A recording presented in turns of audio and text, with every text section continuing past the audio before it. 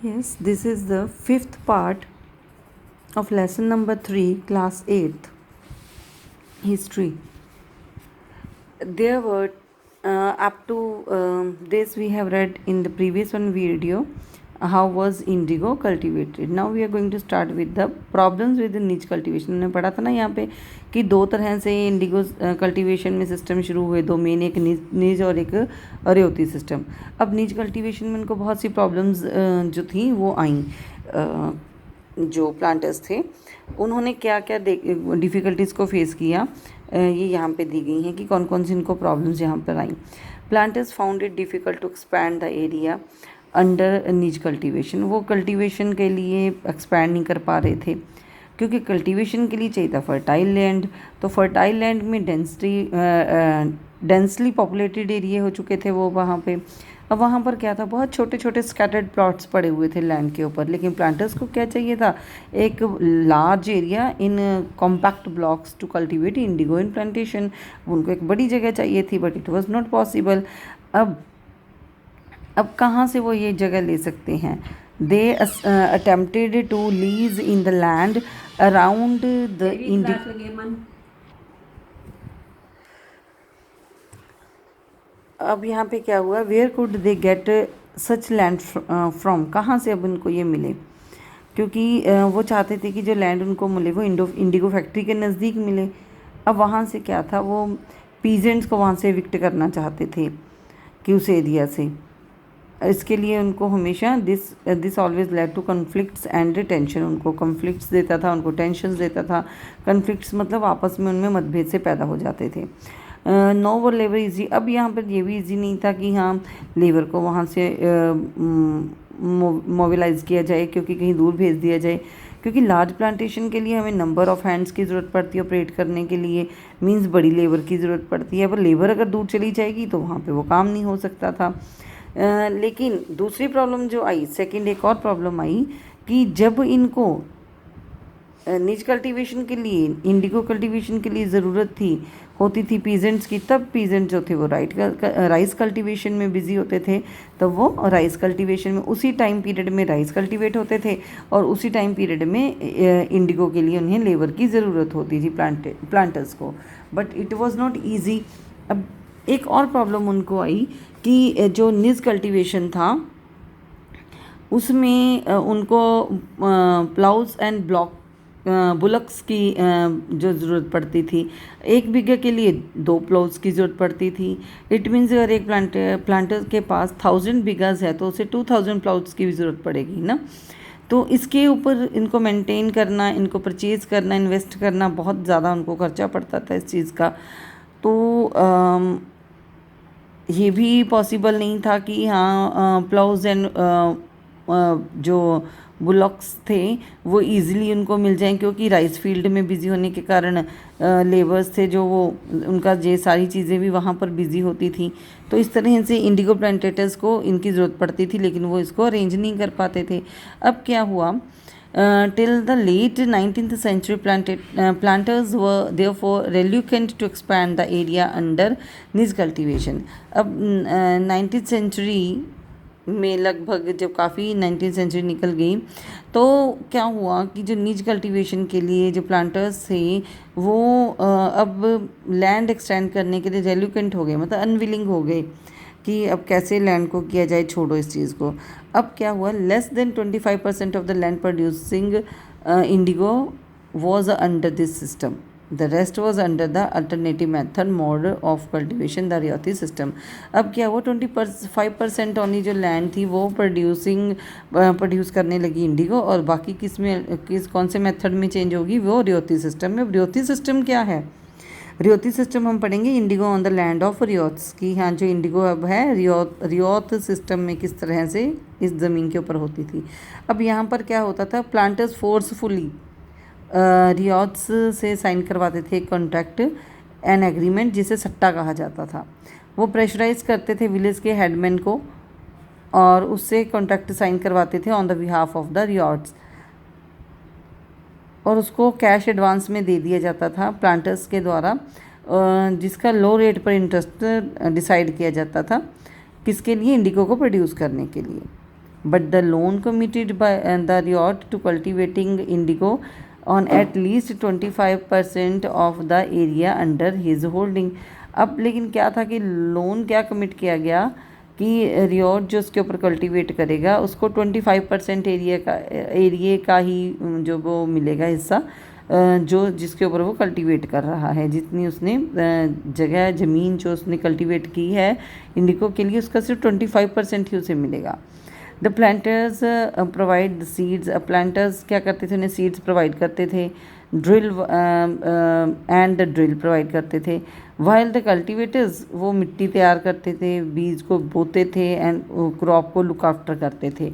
उनकी मेहनत ज़्यादा होती थी। यहाँ पे साइड पे बीघा का मतलब दिया गया है a unit of measurement of land. धरती को, भूमि के हिस्से को मेज़र करने का एक यूनिट है ये बीघा।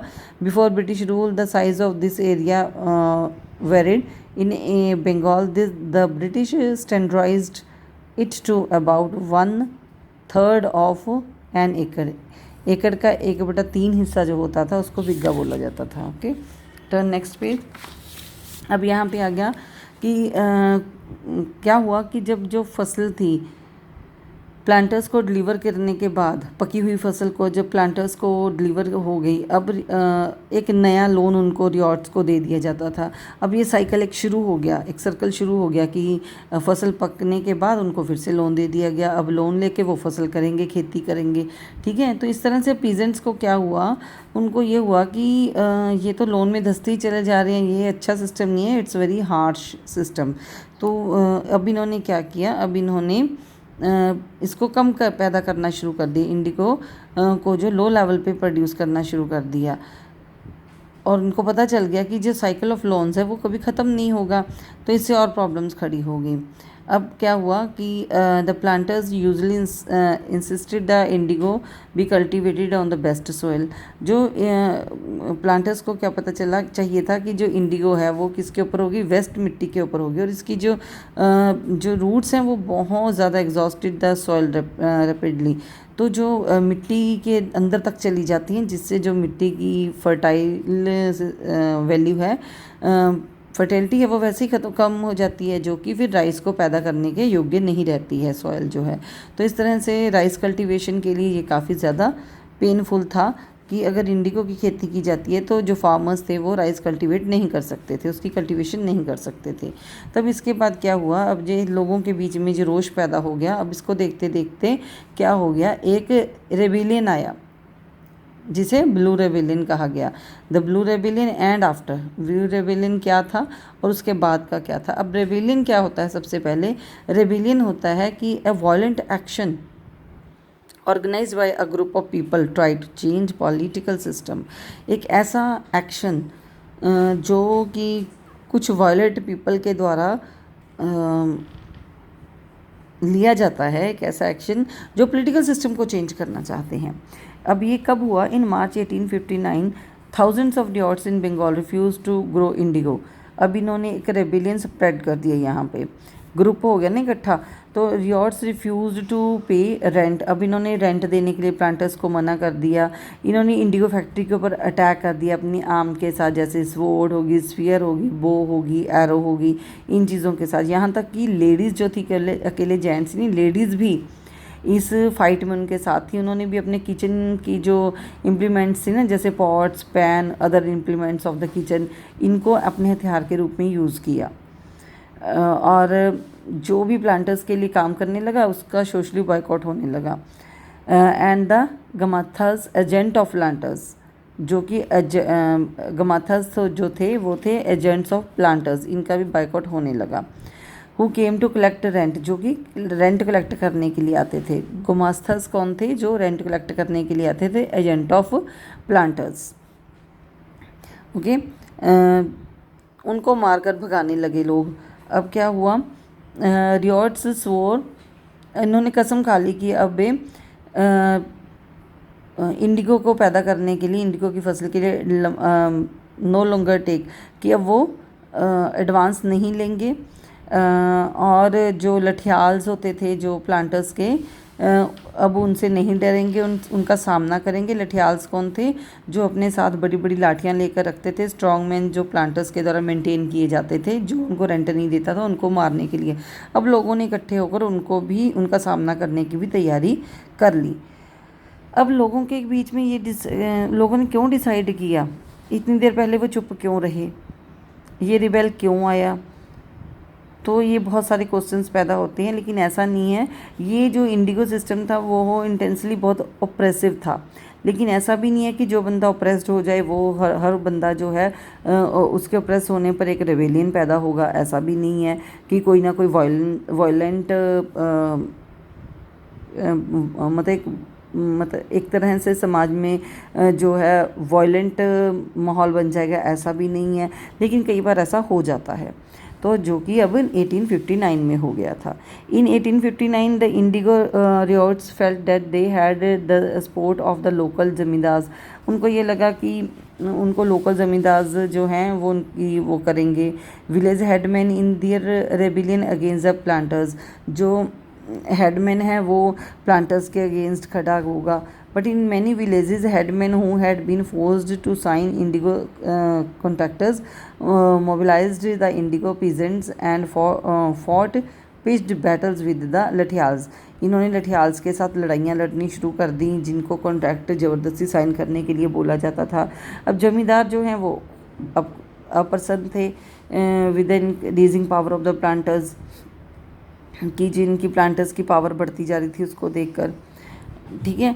The indigo peasants also imagined that the British government would support them in their struggle against the planters after the revolt. अब इनको क्या लग रहा था कि शायद ये हमारी सपोर्ट करेंगे, जो ब्रिटिश गवर्नमेंट है ये शायद हमारी सपोर्ट करेंगी प्लांटर्स के अगेंस्ट। अब वहाँ पर 1857 में एक और रिवोल्ट पैदा हो गया, एक और क्रांति आ गई, एक और जो मतलब लोग खड़े हो गए। 1857 में एक और संग्राम शुरू हो गया। Possibility of other popular rebellion, जो कि एक और पॉपुलर रिबेलियन की पॉसिबिलिटी थी।